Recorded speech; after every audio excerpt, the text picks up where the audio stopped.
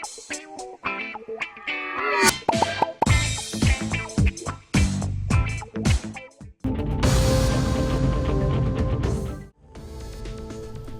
की काबीना का इजलास 21 जून को होगा। जराये के मुताबिक वज़ीर आला रेवंत रेड्डी की सदारत में सेक्रेटेरिएट में होने वाले इस इजलास में असम्बली के मानसून इजलास में 15 अगस्त तक लागू होने वाली फसल कर्ज मुआफ़ी स्कीम पर तबादला ख्याल किया जाएगा। बताया जाता है कि हुकूमत कर्ज मुआफ़ी स्कीम को नाफिज करने के लिए तमाम तरह के इक़दाम कर रही है। ज़रूरी फ़ंड्स के हुसूल पर तवज्जो मरकूज़ करते हुए हुकूमत तरीक़ेकार को भी हतमी शक्ल देने का मंसूबा रखती है। स्कीम के लिए कट ऑफ डेट कब से तय की जानी चाहिए और किस किस्म के ज़ाब्ते नाफिज किए जाने चाहिए, इस पर भी गौर किए जाने का है इम्कान।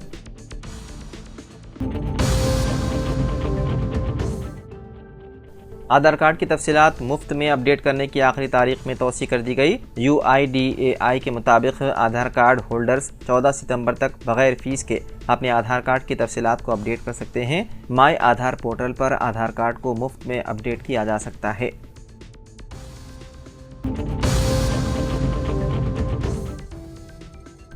हैदराबाद में कम कीमत पर कुर्बानी का हिस्सा फरोख्त करने के नाम पर हज़ारों मुसलमानों को धोखा देने का इंतहाई घटिया वाक़या आया पेश, जिसके जरिए धोखेबाजों ने 2 करोड़ रुपए हज़ारों मुसलमानों से इकट्ठा करके फरार हो गए। तफसीलात के मुताबिक हैदराबाद में खिदमत फाउंडेशन नामी एक तंजीम ने ईद उल अजहा के लिए हज़ारों अफराद को करोड़ों रुपए का धोखा दिया। तोरी चौकी, जहानुमा, फलकनुमा और पुराने शहर के दीगर इलाकों के मुसलमानों ने रकम जमा करा दी। उनसे ये वादा किया गया था कि 2700 से लेकर 2800 रुपये तक की रकम में हिस्सा उनके मकान तक पहुंचाया जाएगा। फिर अगर कोई गुरबा में गोश्त तकसीम करवाना चाहते हैं तो वो भी फाउंडेशन करेगा। अवाम इस झांसे में आ गई और रकम जमा करा दी। ताहम जब उन्होंने ईद पर खिदमत फाउंडेशन से रब्ता करने की कोशिश की तो तंजीम के जिम्मेदारों के फ़ोन बंद थे, जिस पर मुतासर अफराद की शिकायत पर पुलिस ने मुकदमा दर्ज कर लिया। पता चला कि हज़ारों अफराद के तकरीबन 2 करोड़ रुपए लेकर खिदमत फाउंडेशन के जिम्मेदार फरार हो गए।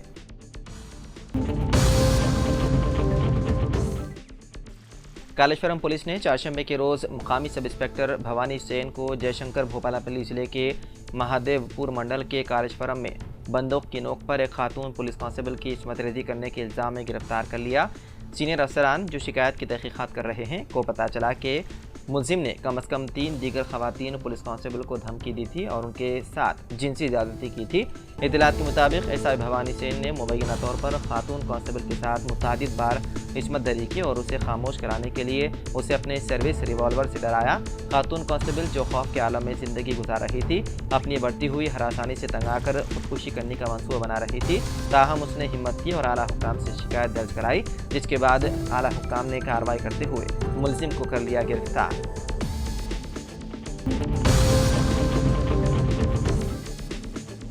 हैदराबाद के पुराने शहर के इलाके काला पत्थर में मंगल की रात पुलिस स्टेशन से महज 100 मीटर के फासले पर एक ताजिर का सरेआम लबे सड़क कत्ल कर दिया गया। तफसीलात के मुताबिक 40 साल समद बिन शिमलान अपने दोस्त खालिद के साथ किसी काम से जा रहे थे कि कुछ अफराद ने उनका पीछा किया और उन पर हथियारों से हमला कर दिया, जिसके नतीजे में समद शदीद जख्मी हो गए। शालीबुरना पुलिस स्टेशन के एक अहलकार ने बताया है कि चाकू और खंजर से लगने वाले जख्मों की वजह से समद मौके पर ही दम तोड़ गए। इत्तला मिलते ही मुकामी पुलिस मौके पर पहुंच गई और नाश को उस्मानिया जनरल अस्पताल के मुर्दाखाना मुंतकिल कर दिया, जबकि जख्मी शख्स खालिद को इलाज के लिए अस्पताल मुंतकिल कर दिया। पुलिस ने इस सिलसिले में मुकदमा दर्ज करते हुए हमलावरों की कर रही है तलाश। ओडिशा के बालासोर टाउन में 2 तबकात के दरमियान फिर वाराना झड़पों के बाद कर्फ्यू नाफिज कर दिया गया। पीर को ईद उल अजहा के मौके पर शहर के एक इलाके में लोगों के ग्रुप ने सड़क पर कुर्बानी की जानवर का खून जमा होने पर एहतजाज करते हुए धरना दिया। दूसरे ग्रुप ने उन पर पथराव किया, जिसके बाद हालात कशीदा हो गए। तशद्दुद के वाक़े में 10 अफराद जख्मी हो गए, जिसके बाद उस इलाके में कर्फ्यू नाफिज कर दिया गया। जिला इंतजामिया ने शहर के बाद हसास इलाकों में इंटरनेट खिदमात मुअत्तल कर दी और आवाम से कहा कि वो अपने घरों में रहें और बाहर ना निकलें। बीआरएस के साबिक़ रुकन असम्बली शकील आमिर के फर्जन राहिल को साल 2022 के सड़क हादसे के मामले में अदालत ने राहत देने से इनकार कर दिया। उनकी जमानत क़ब्ल गिरफ्तारी मुस्तरद कर दी गई। इस दरख्वास्त पर जस्टिस एन रत्नाकर जी ने समाअत की। दरख्वास्त गुजार के वकील ने कानूनी पैरवी करते हुए अदालत को बताया कि जुबली हिल्स पुलिस स्टेशन के तहत कार केबल ब्रिज से आ रही थी, एक खानदान से टकरा गई। यह हादसा साल 2022 में 17 मार्च को पेश आया था। इस मामले में हसन मोहम्मद मुल्जिम था और पुलिस ने इस सिलसिले में चार्जशीट पेश कर दी। मजीद तहकीकात के लिए पुलिस ने अदालत में दरख्वास्त दाखिल की और इजाज़त तलब की। वकील ने बताया कि सियासी मुखासिमत के नतीजे में 2 साल कबल हुए इस वाक़े में राहिल को फंसाया गया, इसीलिए इसे गिरफ्तार किए जाने का इम्कान है। वकील के मुताबिक राहिल यही है और उसके कहीं फरार होने का मौका नहीं है, इसलिए क़ब्ल अज़ वक्त ज़मानत मंजूर किए जाए। जबकि प्रोसिक्यूटर ने अदालत को बताया कि इस हादसे में मुल्जिम के मुलविस होने के शवाहिद हैं और इस मरहले पर ज़मानत मंजूर की जाती है तो शवाहिद पर असरअंदाज होने का इम्कान है। अदालत ने समाअत सुनने के बाद दरख्वास्त को कर दिया मुस्तरद।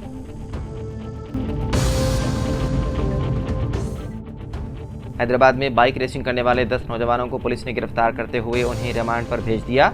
हैदराबाद के कई इलाकों की सड़कों पर बाद नौजवान बाइक रेसिंग और खतरनाक करतबबाजी करते हुए सड़क से गुजरने वाली दूसरी गाड़ी सवारों की जान को खतरे में डाल रहे थे। चंद दिन पहले शहर के हाईटेक सिटी, माधापुर, गच्चीबौली और दीगर इलाकों में रात देर गए ये नौजवान बाइक रेसिंग करते हुए खतरनाक करतबबाजी कर रहे थे।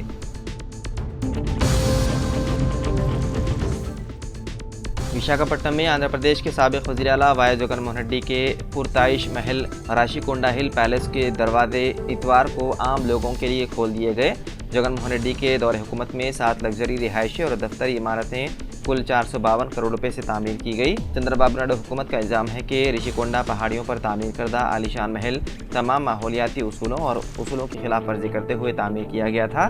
चूँकि जगन हुकूमत को अमरावती से दारुल हुकूमत मुंतकिल करने की इजाज़त नहीं थी, इसलिए उन्होंने ये आलीशान इमारत महकमे सयाहत के नाम पर बनवाई है।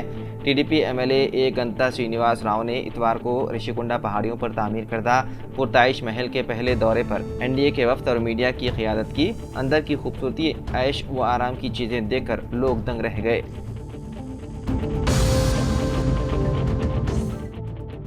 कर्नाटक हाईकोर्ट ने साबिक एमपी प्रज्वल रेवन्ना की वालिदा भिवानी रेवन्ना को पेशगी जमानत दे दी। उन पर खातून को अगवा करने का इल्ज़ाम है। अदालत ने अगवा के इल्ज़ामात के दरमियान साबिक एमपी की वालिदा भवानी रेवन्ना को पेशगी जमानत भी दे दी। अदालत ने भवानी की जमानत पर सख्त शराइत भी आयद किए हैं। भवानी रेवन्ना किसी भी हालत में मैसूर और हासन अजला में तफ्तीश के मकसद के अलावा दाखिल नहीं होंगी।